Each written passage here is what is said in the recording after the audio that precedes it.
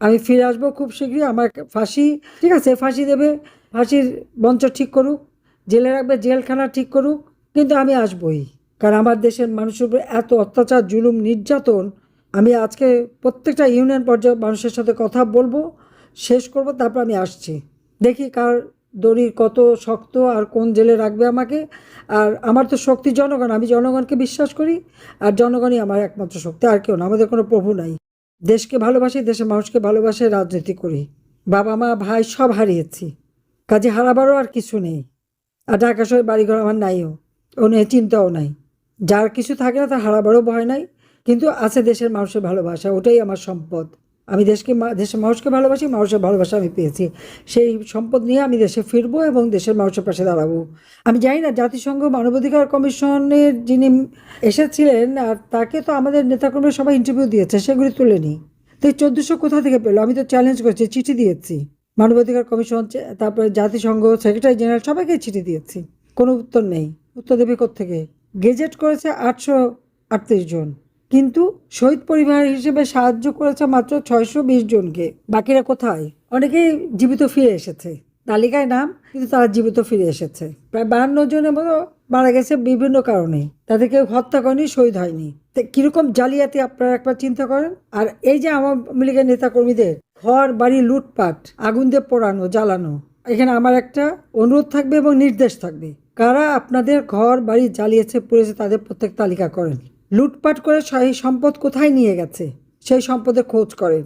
আর যারা লুটপাট করেছে, অগ্নি সন্ত্রাস করেছে, তাদেরকে একটা কথা বলতে চাই, যারা যারা আমার আওয়ামী লীগের নেতা কর্মী বা মুক্তিযোদ্ধা বা যে কোনো মানুষের সম্পদ লুট করেছেন, লুটের মাল সব ফেরত দিতে হবে, সব বাড়িঘরে পৌঁছে দিতে হবে। যে সব বাড়ি জমি দখল করে রেখেছেন সেগুলি মুক্ত করতে হবে, তাদের যারটা তার সম্পত্তি তার হাতে দিতে হবে এবং খুব দ্রুত এটা দিতে হবে।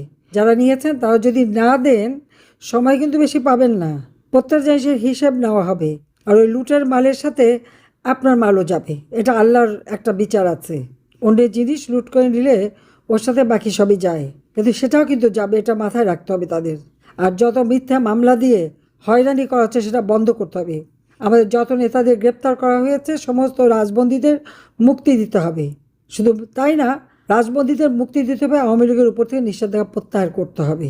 আমি জানি ইনুস গেছে, তারই দোসর তারেক এসছে ক্ষমতায়। সে কে? 2007 সালে মুচলেখা দিয়েছিল, জীবনে এখানে কোনোদিন আর রাজনীতি করবে না বলে লন্ডন চলে গেছিল কারাগার থেকে মুক্ত হয়ে। আজকে মুচলেখা তারেক আবার ফিরে এসেছে, এসে একই কাজ, একইভাবে অত্যাচার করছে। আর যখন আমি ঘোষণা দিয়েছি আমি বাংলাদেশে আসবো, তখন অত্যাচারের মাত্রা আরও বাড়িয়ে দিয়েছে। মিথ্যে মামলা দিয়ে হয়রানি করা হচ্ছে, আমাদের নেতাকর্মীদের হাতে হ্যান্ডকাপ পরানো হয়, ডান্ডাবেরি পরানো হয়, মেয়েদের উপর অত্যাচার করে, নারী ধর্ষণ, শিশু ধর্ষণ, বালিকা ধর্ষণ প্রতিদিন চলছে। যারা ধর্ষিতা, নির্যাতিতা, তাদের একটা কথাই বলবে, এর জন্য আপনারা নিজেরা দায়ী না, কিন্তু যারা করেছে তারা দায়ী। কিন্তু যারা করেছে তাদের শাস্তি তারা পাবে। এরা যখন করে ভুলে, আর মেয়েদের যখন নির্যাতন করে ভুলে যায় তাদেরও মা বোন মেয়ে আছে, তাদেরও স্ত্রী আছে।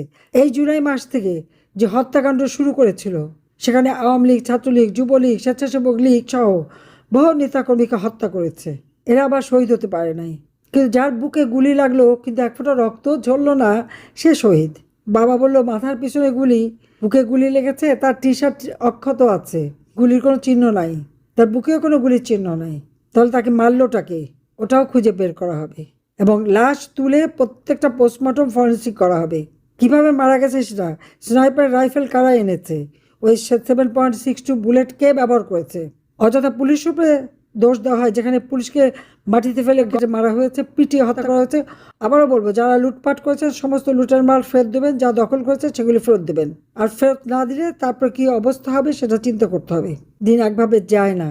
বেঁচে যখন গেছি, গ্রেনেড হামলা, হত্যা করতে চেয়েছিল, খালেদা যে বক্তৃতা দিয়েছিল, শেখ হাসিনা প্রধানমন্ত্রী তো দূরের কথা, বিরোধী দলের নেতাও হতে পারবে না, তার এই বক্তব্য আমার কাছে আশীর্বাদ হয়ে গিয়েছিল। আমি একটানা 4বার জিতে প্রধানমন্ত্রী হয়েছিলাম, নির্বাচনে জয় লাভ করে। আল্লাহ আমাকে বাঁচিয়েছিল সেবার।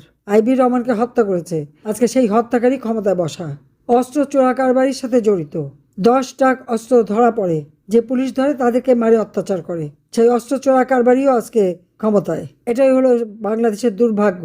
আজকে এই যে একটার পর একটা ঘটনা ঘটাচ্ছে, 7-7টা ছেলেকে কিভাবে নির্মমভাবে মেরে পানিতে ফেলে হত্যা করলো, বাবা মা পরিবারকে বলছে তারা অ্যাক্সিডেন্টে মরছে সেই মামলা দিতে হবে, বলা যাবে না যে তাদেরকে হত্যা করেছে। চোখ নাই মানুষের, দেখে নাই তারা, প্রকাশ্য দিবালোকে যেভাবে পিটিয়ে মারলো তাদেরকে, ছেলেপেলেগুলি ঘাটে নামতে পারেনি, সেখানে যে পুলিশ অফিসার ছিল আশুলিয়া বাজারের এবং বিএনপির যে নেতারা, তারা যে তাদেরকে পিটিয়ে মারলো, সব তথ্য আছে, সাক্ষী আছে, কেউ ছাড়া পাবে না, এর বিচার হবে। 7 খুন করে মাপ পাবে না, এত অন্যায় অবিচার আল্লাহর আরশ কেঁপে গেছে, এদেরও দিন শেষ হয়ে আসছে। সবাই ভালো থাকেন, সুস্থ থাকেন, ইনশাল্লাহ আবার আমরা বাংলাদেশকে উন্নত করব, উন্নয়নশীল দেশ হবে, 2041 সালের মধ্যে উন্নত দেশ হবে বাংলাদেশ, সেইভাবে গড়ে তুলবো ইনশাল্লাহ। সবাইকে ধন্যবাদ।